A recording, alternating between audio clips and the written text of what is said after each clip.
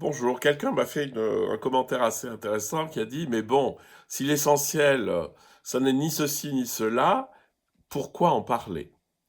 C'est une bonne question. Le L'expérience la plus profonde ou l'état le plus profond, c'est difficile de mettre un mot, n'a pas de n'est pas descriptible. On ne peut pas décrire vraiment.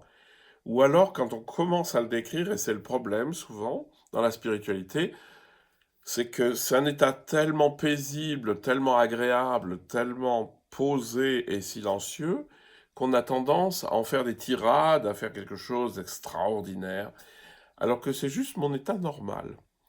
C'est pour ça que c'est très difficile de parler de ce qu'on appelle de l'éveil, de l'union à Dieu, de tout ce que vous voulez. Néanmoins, il y a,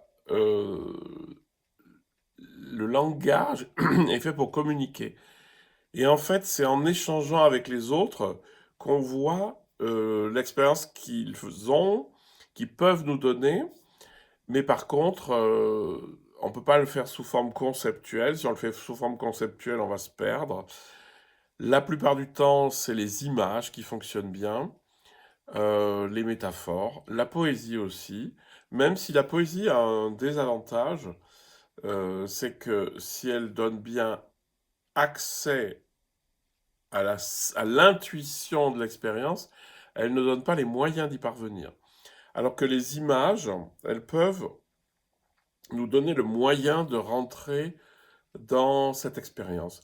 Donc certes, on ne peut rien dire de ce qu'est finalement l'expérience la plus simple de notre fond, mais néanmoins, c'est quand même important d'échanger là-dessus, de s'écouter, d'écouter ce que les traditions ont à nous dire.